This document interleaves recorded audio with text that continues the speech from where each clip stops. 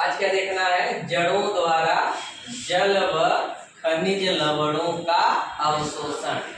ये पौधे अपने उपयोग के लिए जल व खनिज लवणों का अवशोषण किस प्रकार करते हैं। तो हम जानते हैं कि किसी भी वृक्ष का आधार क्या होती है? जड़ें। क्या होती है? जड़ें। और इन जड़ों में भी अनेक क्या निकलती है? शाखाएं। और इन शाखाओं से पतले पतले रोए जैसे क्या निकले होते हैं? मूल रोम निकले। तो पौधों में जल का अवशोषण किसके द्वारा होता है? मूल रोम द्वारा। ये मूल रोम मृदा के कणों के बीच में फंसे होते हैं और वहां से मृदा के कणों के बीच जो जल उपस्थित होता है उसी को क्या करते हैं? अवशोषित करते हैं। तो देखो पूछता है एग्जाम में कि मूल रोम कौन सा जल अवशोषित करते हैं। अब ऑप्शन क्या कह दीजिएगा? आर्द्रता जल या आर्द्र जल, भूमिगत जल, भूमिगत जल, वर्षा जल या केशिका जल। तो आर्द्र जल मतलब जो भूमि सोख चुका है तो कणों के अंदर चला गया ना, उसको तो पौधा अवशोषित नहीं कर पाएगा। भूमिगत जल जो एकदम अंदर है, जिसको नल द्वारा या मोटर द्वारा क्या करते हैं? बाहर निकालते हैं, तो उसको भी जड़ वहां तक पहुंच ही नहीं पाता है, तो भूमिगत जल भी अवशोषित नहीं कर पाएगा। वर्षा जल ऊपर से गिर रहा है ना, तो ऊपर कोई अवशोषण के लिए अंग है ही नहीं है पौधों के पास, तो वर्षा जल को अवशोषित नहीं करता है। केशिका जल कौन सा जल है? जो मृदा के कणों के बीच उपस्थित, उसी को क्या करते हैं? तो पौधा की जड़ें कौन सा जल अवशोषित करती है? केशिका जल। तो अवशोषित कैसे करती हैं?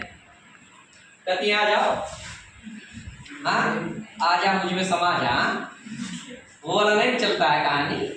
यहाँ पर होता क्या है कि पानी की सांद्रता होती है कम और मूल रोम के अंदर जो कोशिका द्रव्य है उसकी सांद्रता होती है अधिक। सांद्रता मतलब गाढ़ापन।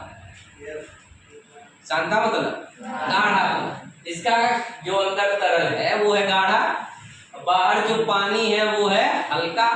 तो कौन सी क्रिया होती है? परासरण क्रिया। कौन सी क्रिया? परासरण क्रिया द्वारा जल बाहर से कहाँ आ जाता है? मूल रोम के अंदर। तो जब मूल रोम के अंदर पानी प्रवेश करना शुरू करेगा तो कोई भी गाढ़ा पदार्थ तो पानी मिलाते जाओ तो हल्का हो जाएगा, नहीं हो जाएगा? तो अब इसकी सांद्रता क्या हो गई? कम। अभी जो कार्टेक्स की कोशिकाएं इसके नजदीक में, उसकी सांद्रता हो गई अधिक। किसकी तुलना में? मूल रोम की तुलना में। तो पानी मूल रोम से कहाँ गया? कार्टेक्स की कोशिकाओं में। अब इसकी कम हो गई तो पानी इसमें चला जाएगा, इसमें से इसमें। तो ऐसे ट्रांसफर होते होते पानी कहाँ चला जाएगा? अंतः त्वचा में। अंतः त्वचा और परिरंभ से होते हुए पानी कहाँ चला जाता है? जाइलम में। और जाइलम जो है जल का परिवहन करता है पौधों में। तो वाष्पोत्सर्जन क्रिया द्वारा ऊपर से चूसण दाब लगता है। कौन सा दाब? चूसण दाब, सक्शन प्रेशर लगता है। जैसे ऊपर मोटर लगाए हो जमीन के ऊपर, तभी नीचे का पानी वो खींच ले रहा है। किस दाब के कारण? चूसण दाब के कारण। तो ऐसे पत्तियों में तो कोई मोटर लगा नहीं है कि जो पानी को नीचे से ऊपर की ओर फेंक दे, ऐसा तो कोई यंत्र है नहीं। तो पत्तियों में एक क्रिया होती है वाष्पोत्सर्जन। कौन सी क्रिया? वाष्पोत्सर्जन।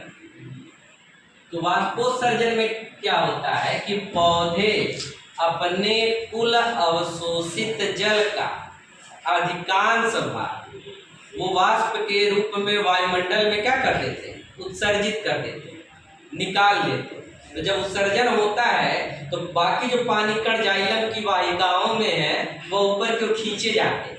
तो उसी द्वारा एक दाब उत्पन्न होता है जिसको हम क्या कहते हैं? चूसण दाब। कुछ फुट तक तो मूल रोम द्वारा जो पानी जा रहा है वही उठा देता है, और उसके बाद चूसड़दा वहां से लेकर के कहाँ तक पहुंचा देता है, पत्तियों तक पहुंचा देता है।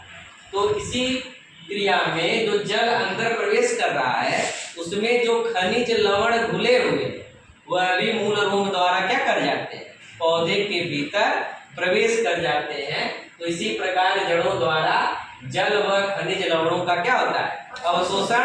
अब जल की उपस्थिति में, सूर्य के प्रकाश की उपस्थिति में कार्बन डाइऑक्साइड होता है और जल मिल जाता है जब, तो क्या बना लेते हैं, भोजन। अब उस भोजन को पौधे के संपूर्ण भाग तक पहुंचाने का किसका काम है, फ्लोएम का। इसका काम है। तो ज से जाइलम, ज से जल, और फ से फ्लोएम, फ से फल मतलब भोजन।